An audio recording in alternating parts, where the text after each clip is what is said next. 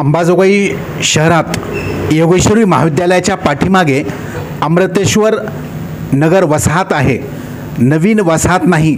या भागात नागरिक घरे बांधून गेली 10 ते 15 वर्षापासून राहतात असे त्यांनी सांगितले. मात्र हा भाग शहरात असूनही विकास कामापासून कोसो दूर असल्याची खंत नागरिकांनी व्यक्त केली. घरी जायला कसाबसा रस्ता आहे, मात्र अख्ख्या वसाहतीत एकही नाली नाही. त्यामुळे पावसाचे पाणी असो नालीचे घाण पाणी वसाहतीतील रिकाम्या प्लॉटमध्ये जमा होत आहे. त्यामुळे उन्हाळा असो की पावसाळा या भागातील नागरिक, महिला, मुले, मुली कायम आजारी असतात. डेंग्यूची साथ कायम असते. शासकीय, निमशासकीय, प्रशासकीय सेवेत असणाऱ्या कर्मचारी अधिकाऱ्यांनी घरासमोर स्वखर्चाने नाली बांधून घेतली, मात्र कोणत्याच दिशेला उतार नाही, नाली नाही. त्यामुळे उघड्यावर जमा होण्याऐवजी बंद नालीत घाण पाणी जमा होते. डासामुळे घराबाहेर पडता येत नाही. स्वच्छतेची घंटागाडी येत नाही, या भागात येत नाही अशी खंत नागरिकांनी बोलून दाखवली. खुल्या प्लॉटमध्ये अनेक ठिकाणी घाण पाणी जमा होते. अनेक वेळा नगर परिषदेच्या सीओ तसेच आमदार नमिताताई मुंदडांना महिला व पुरुषांचे शिष्टमंडळ भेटून निवेदने दिली, मात्र अद्याप आमच्या समस्येकडे कोणीही पाहायला तयार नाही. आगामी काळात सर्व नागरिक एकत्रित बसून धोरणात्मक निर्णय घ्यायला आम्ही मागे पुढे पाहणार नाही असाही इशारा नागरिकांनी दिला आहे. मी संभाजी गणपती राऊत, आनंदनगर सोसायटी इथला रहिवासी असून माझ्या घरासमोरून कसल्याही प्रकारचा रोड नाही. 2008ला इथं मुरूम पडलेला आहे. ती मुरूम विरघळून गेला. आम्ही वारंवार याची नोंद नगरपालिकेत लिखित जाऊन केलेली आहे, तरी पण नगरपालिकेनं कसलीही नोंद घेतलेली नाही. आमचे छोटे छोटे लेकरं इथं वावरतात, इथं विरुळं फिरतात, नागं फिरतात. इतक्या डास आहेत की माणसाला थांबू देत नाहीत, लेकरायला चावतात. मलेरियाचा खतरा वाढलेला आहे आणि नगरपालिकेनं याची अद्यापही दखल घेतलेली नाही. आमच्या घराच्या समोरच हनुमानाचं मंदिर आहे. त्या मंदिराला गेट तिन्ही बाजूनी आम्ही द्या असं सांगितलं होतं. 30-30 फुटाचे रस्ते असूनसुद्धा नगरपालिकेनं पाठीमागून गेट सोडलं आहे आणि दोन्ही साईडचं बंद केलं आहे. आम्ही सांगूनसुद्धा त्याची दखल घेतली नाही. तर आमची एवढी नम्रतेची विनंती की ह्या गल्लीला न्याय मिळावा आणि दोन्ही साईडनं पण गेट व्हावं आणि ही तुरंत प्रभावानं रस्ता आणि नाली आम्हाला तयार करून मिळावी, ही आमची विनंती आहे. राऊत साहेब, अंबाजोगाई नगरपालिकेच्या सीओला तसेच अंबाजोगाईचे या केज विधानसभा मतदारसंघाचे आमदार आहेत, लोकप्रतिनिधींना या संदर्भात तुम्ही शिष्टमंडळ घेऊन भेटलात का किंवा मग निवेदन दिलं का? हो साहेब, आम्ही आमदार नमिताताई मुंदडा यांच्या घरी जाऊन तिथं पण लिखित निवेदन दिलेलं आहे आणि नगरपालिकेच्या CEO जी आता मॅडम आहेत त्यांना आमच्या बाया माणसं घेऊन जाऊन आम्ही सगळ्या गलीतल्या लोकांनी लिखित मॅडमला हे ॲप्लिकेशन दिलेलं आहे. नगर परिषद प्रशासनाचं काय म्हणणार? त्यांचं हे होतं की आम्ही याच्यावर अंमल करूत, आम्ही चौकशी करून अहवाल सादर करू असं त्यांनी आम्हाला सांगितलेलं आहे. आमदारांनी काय म्हणलं? ते सांगितलं होतं की त्यांनी सांगितलं होतं की नगरपालिकेकडे जाऊन तुम्ही लिखित ॲप्लिकेशन द्या म्हणून. अजूनही म्हणजे ही समस्या तुमची किती वर्षापासून? ही आमची 2008पासून समस्या चालू आहे. तेव्हापासून वारंवार यांना भेटतात, पण त्याच्यावर काही अंमल झालेला नाही आहे. फक्त आश्वासन भेटतात, काम अद्यापही झालेलं नाही.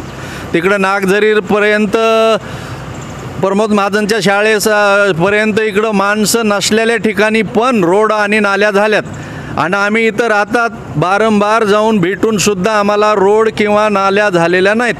तर आमची हीच विनंती की याची दखल घेऊन तुरंत प्रभावानं आम्हाला रोड आणि नाल्या उपलब्ध करून द्याव्यात. मी नितीन श्रीहरी पवार, राहणार अमृतेश्वर नगर. एक 15 ते 20 वर्षापासून इथं राहतो. एक 7-8 वर्षापासून हे असं नालीमध्ये खड्ड्यामध्ये पाणी साचतं आहे. ह्याच्यापासून डासांचा प्रादुर्भाव होतो आहे आणि खूप घाण वास येतो ह्या पाण्याचा. पावसाळ्यात तर पूर्ण हे असं रस्त्यावर पाणी साचते, पूर्ण जाता येत नाही. रहदारी होती इथं, खूप नाल्या नाहीत, काही नाही.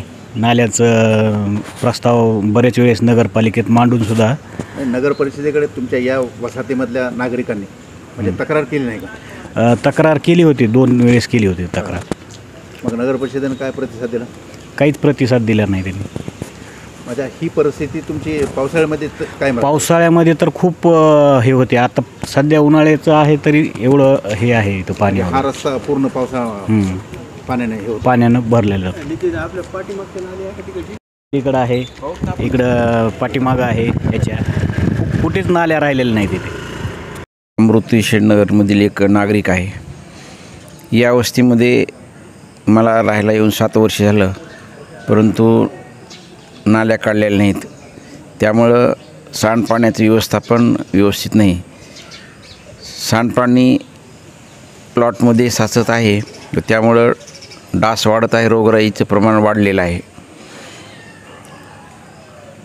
तरी इकडं उत्तरेकडं अंडरग्राऊंड नाली काढूनच पाणी तिकडल्या पूर्व पश्चिम जी नाली गेलेली आहे त्या नालीला इकडली नाली जोडावी आणि आम्हा सर्व अमृतेश्वर नागरिकांना योग्य न्याय मिळवून द्यावा. नगर परिषदेकडे तुम्ही तक्रार केली होती का? नगर परिषद प्रशासनाला ही तुमची तक्रार आहे की या भागामध्ये एवढा अशा पद्धतीनं ढोस असतो पाण्याचा या कॉलनीमधील. तर या संदर्भात तुम्ही नगर परिषद प्रशासनाला या संदर्भात कल्पना दिली का किंवा लेखी तक्रार केली का? माहीत सही तक्रार नाही ना.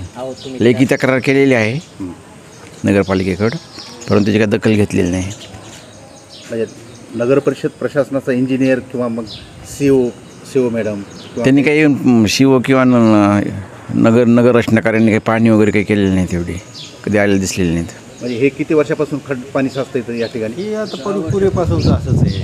नाही, किती वर्ष अंदाजा किती वर्ष? वस्ती होऊन किती वर्ष झाले तुम्ही जुने? 15 वर्ष तर झाले. हां, हे 15 वर्षापासून तुम्ही राहून ह्या समस्या अजून सुटली नाही? नाहीच ना, म्हणजे त्याचे व्यवस्थापनच नाल्यांचं झालेलं. म्हणजे हे बरं, जे झालेलं व्यवस्थापन आहे ते पण उलट आहे. ते पाणी जिकडे जायला पाहिजे तिकडे जात नाही नाल्यात. उताराप्रमाणे पाणी काढलेलं नाही. उताराप्रमाणे नाल्या, जमिनीच्या उताराप्रमाणे नाल्या काढणं आवश्यक आहे. आणि इथं हा जो प्लॉट आहे समोरचा पत्रकार साहेब, हा प्लॉट आहे तो कुणाच तरी मालकीचा आहे. मग ते म्हणतात की कोण नाली अशी न्यायचीच नाही, नाली काढायला विरोध आहे. इकडे उतार असल्यामुळं अशी उतारा दोन्ही बाजून नाली काढावी लागते. आवश्यक आहे. त्यामुळं ही म्हणजे जमीन ज्याच्या मालकीची होती त्यांनीच म्हणजे तिथं ती प्लॉट विक्री करायला पाहिजे होती. रस्त्यावरचाच प्लॉट विकलेला आहे. रस्त्यावर प्लॉट आहे. रस्त्या प्लॉट समोरचं बरोबर आहे. ते लोखंडीचं दिसते.